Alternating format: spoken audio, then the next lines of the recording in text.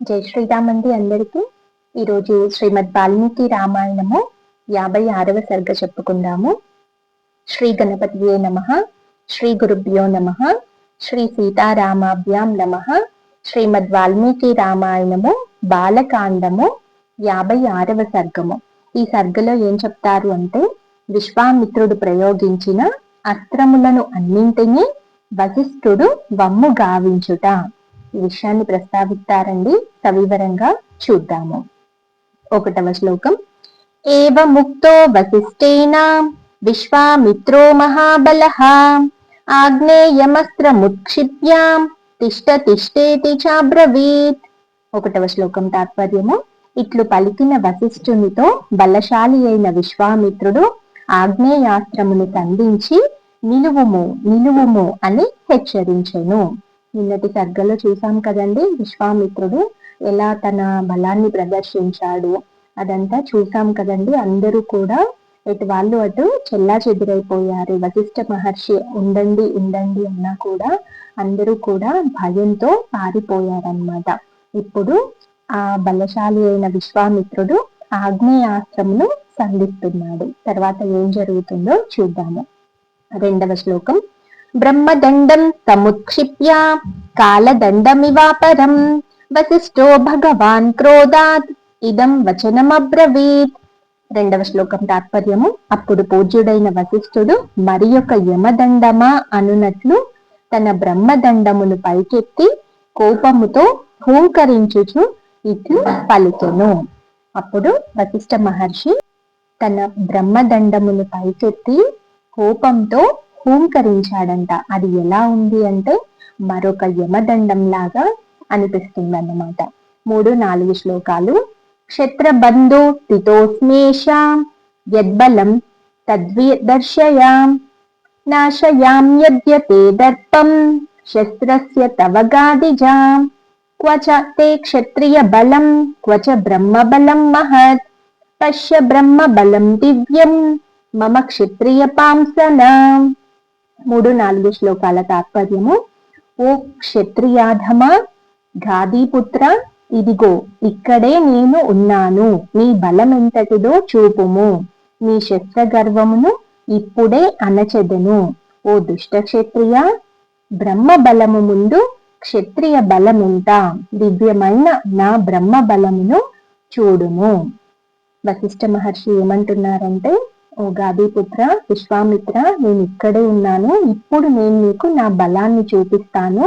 నీ శస్త్ర గర్వాన్నంతా నేను అణిచివేస్తాను. బ్రహ్మ బలం ముందు క్షత్రియ బలం ఎంతటిదో నీకు ఇప్పుడు బాగా అర్థమవుతుంది అన్నట్లుగా హెచ్చరిస్తున్నారు. 5-6 శ్లోకాలు.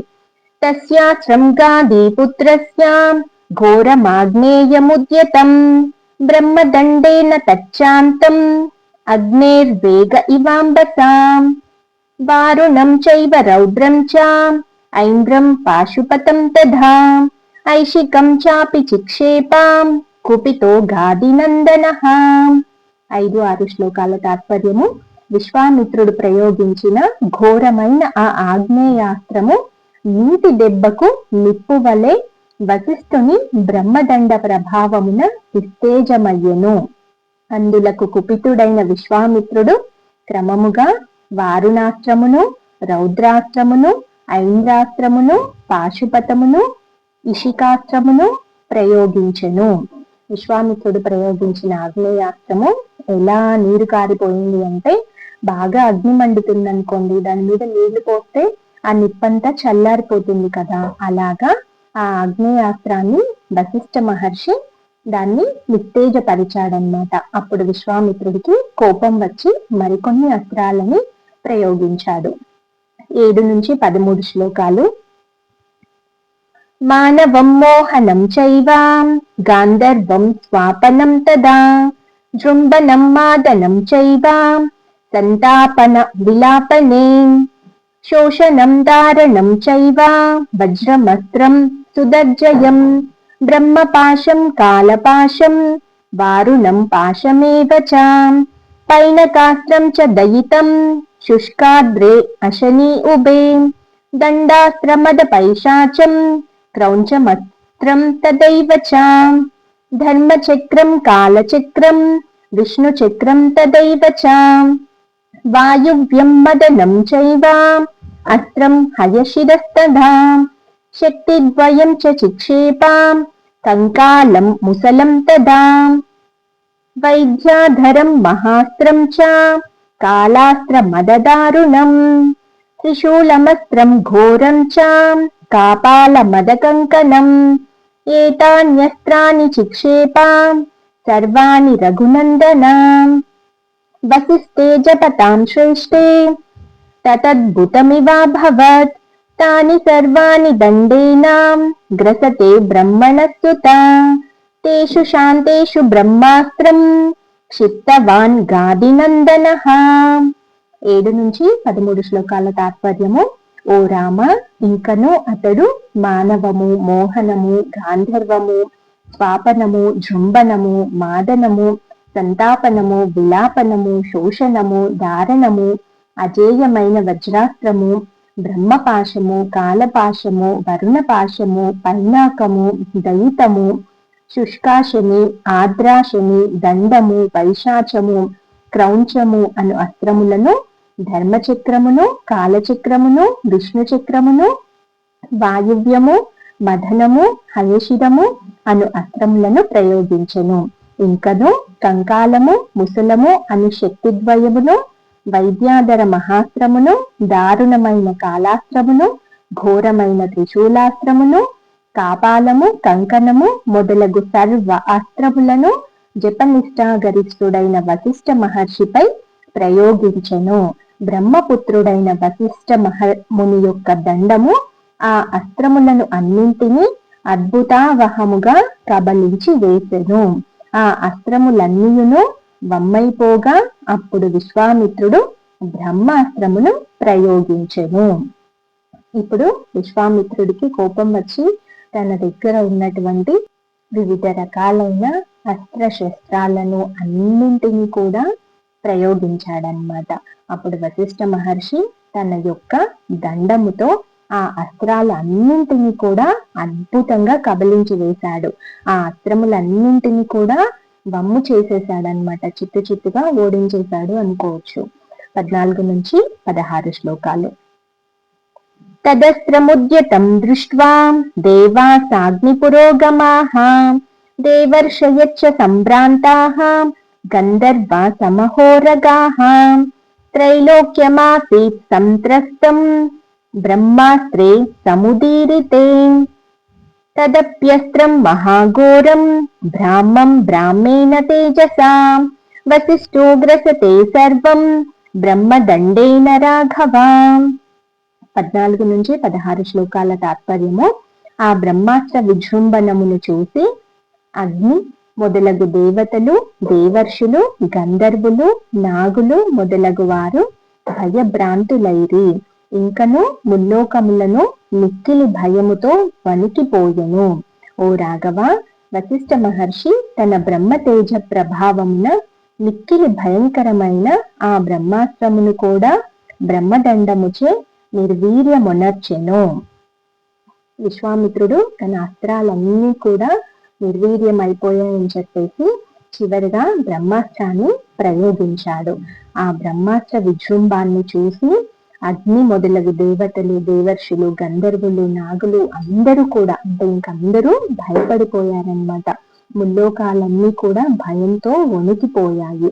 అప్పుడు వశిష్ఠ మహర్షి తన బ్రహ్మ తేజ ప్రభావమున మిక్కిలి భయంకరమైన ఆ బ్రహ్మాస్త్రాన్ని కూడా తన బ్రహ్మదండంతో నిర్వీర్యం చేసేశాడు.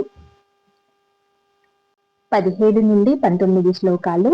బ్రహ్మాస్త్రం గ్రసమానస్య వసిష్ఠస్య మహాత్మనః త్రైలోక్యమోహనం రౌద్రం రూపమాసీత్ సుదారుణం రోమకూపేషు సర్వేషు వసిష్ఠస్య మహాత్మనః మరీచ్య ఇవ నిష్పేతుః అగ్నేర్ధూమాకులార్చిషః ప్రాజ్వలద్బ్రహ్మదండచ్చ వసిష్ఠస్య కరోద్యతః విదూమ ఇవ కాలాగ్నిః యమదండ ఇవాపరః. 17 నుంచి 19 శ్లోకాల తాత్పర్యము.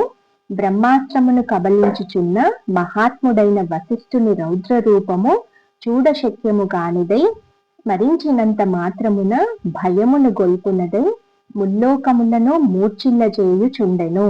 మహానుభావుడైన వశిష్ఠుని యొక్క రోమకూపముల నుండి పొగతో నిండిన జ్వాలలు గల అగ్ని కిరణములు బహిర్గతములగుచున్నట్లు ఉండెను.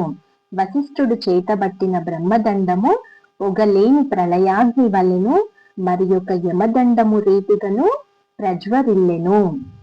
వశిష్ఠ మహర్షి విశ్వామిత్రుడు ప్రయోగించినటువంటి బ్రహ్మాస్త్రాన్ని నిర్వీర్యం చేశాడు కదండి. ఆ బ్రహ్మాస్త్రం యొక్క శక్తి ఇతని పైన పడి అది ఎలా ఉంది అంటే రౌద్ర రూపంతో ఉన్నారంట వశిష్ఠ మహర్షి. ఆ రౌద్ర రూపాన్ని ఎవ్వరు కూడా చూడలేకపోతున్నారు. ఇంకా ముల్లోకాలన్నీ కూడా ఆ రూపాన్ని చూస్తే మూర్ఛిల్లిపోతాయా అన్నట్లుగా ఉందన్నమాట. అగ్ని కిరణాలన్నీ బహిర్గతమవుతూ ఉన్నాయన్నమాట. అప్పుడు వశిష్ఠ మహర్షి చేతిలో ఉన్నటువంటి తన బ్రహ్మదండము మరి యొక్క యమదండము రీతిగా అనిపిస్తూ ఉందన్నమాట. 20-21 శ్లోకాలు. తతోస్తువన్ మునిగణ వశిష్ఠం జపతాంబరం అమోఘం తే బలం బ్రహ్మణ్ తేజో ధారయ తేజసాం నిగృహీతస్త్వయా బ్రహ్మణ్ విశ్వామిత్రో మహాతపాః ప్రసీద జపతాం శ్రేష్ఠ లోకా సంతు గతవ్యదాః. 20-21 శ్లోకాల తాత్పర్యము. అనంతరము తపోధనుడైన వశిష్ఠుని స్తుతించుచు మునీశ్వరులు ఇట్లు పలికిరి. ఓ బ్రహ్మర్షి, నీ బలము అమోఘము. నీ మహిమతో ఈ బ్రహ్మాస్త్ర తేజమును ఉపశమింపచేయుము. ఓ పూజ్యుడా, మహతపశ్శాలి అయిన విశ్వామిత్రుని నిగ్రహించితివి. ఓ జపశ్రేష్ఠ, శాంతింపుము, ప్రసన్నుడవగుము, లోకముల బాధలను తొలగింపుము. అప్పుడు అక్కడ ఉన్నటువంటి మునీశ్వరులందరూ కూడా తపోధనుడైన వశిష్ఠుని స్తుతించారు, స్తోత్రం చేశారు. ఓ బ్రహ్మర్షి, నీ బలము అమోఘము. నీ మహిమతో ఈ బ్రహ్మాస్త్ర తేజాన్ని ఉపశమింపచేయండి. ఓ పూజ్యుడా, విశ్వామిత్రుణ్ణి నిగ్రహించావు. నీ బలం ముందు అతని బలం నిర్వీర్యం అయిపోయింది. ఓ జపశ్రేష్ఠ, శాంతింపుము, శాంతింపుము, ప్రసన్నుడవగు, లోకాలన్నీ కూడా భయపడుతున్నాయి అన్నట్లుగా శాంతింపుము అని వేడుకుంటున్నారు. 22-24 శ్లోకాలు. ఏవ ముక్తో మహాతేజాః శమం చక్రే మహాతపాః విశ్వామిత్రోపి నికృతో వినిశ్వస్యేదమబ్రవీత్ దిగ్బలం క్షత్రియ బలం బ్రహ్మ తేజో బలం బలం ఏకేన బ్రహ్మదండేన సర్వాస్త్రాణి హతాని మే తదేతత్ సమవేక్షాహం ప్రసన్నేంద్రియమానసః తపో మహత్ సమాస్తాస్యే యద్వై బ్రహ్మత్వ కారణం. 22-24 శ్లోకాల తాత్పర్యము. మునులు ఇట్లు వేడుకొనగా మహాతపస్వియు తేజశాలియు అయిన వశిష్ఠుడు ప్రశాంత చిత్తుడాయను. వశిష్ఠుని చేతిలో ఓటమి పాలైన విశ్వామిత్రుడు నిట్టూర్చుచు ఇట్లు పలికెను. ఛీ, క్షత్రియ బలము కూడా ఒక బలమా? బ్రహ్మ తేజో బలమే నిజమైన బలము. ఒకే ఒక్క బ్రహ్మదండము నా అస్త్రములను అన్నింటినీ వమ్ము గావించినది. ఇప్పుడు నాకు నిజమైన బలమేదో తేట తెల్లమైనది.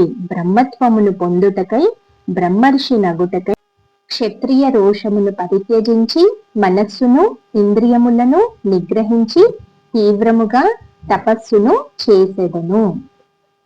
మునులు వేడుకున్నప్పుడు మహాతపస్వి తేజశాలి అయిన వశిష్ఠుడు శాంతించాడనమాట. ప్రశాంత వదనంతో ఉన్నాడు.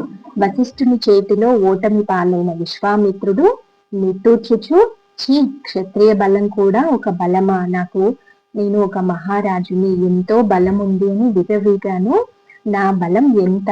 బ్రహ్మ బలం ముందు నా బలం ఎంత అని తనకి వాస్తవం అర్థమైందన్నమాట. బ్రహ్మ తేజో బలమే నిజమైన బలము. కాబట్టి నేను బ్రహ్మత్వాన్ని పొందడానికై, బ్రహ్మర్షి నగుటకై ఈ క్షత్రియాన్ని పరిత్యజించి మనస్సును ఇంద్రియాలను నిగ్రహించి తీవ్రముగా తపస్సును చేస్తాను అని దృఢంగా నిశ్చయించుకున్నాడు. ఇదండి 56వ సర్గ. इत्यार्षे श्रीमद् रामायणे वाल्मीकिये आदिकाव्ये बालकांडे షట్పంచాశ సర్గః. రేపు 57వ సర్గలో కలుద్దామండి. జై జవాన్, జై కిసాన్, జై శ్రీరామ్. ధర్మో రక్షతి రక్షితః. కృష్ణార్పణం. స్వస్తి.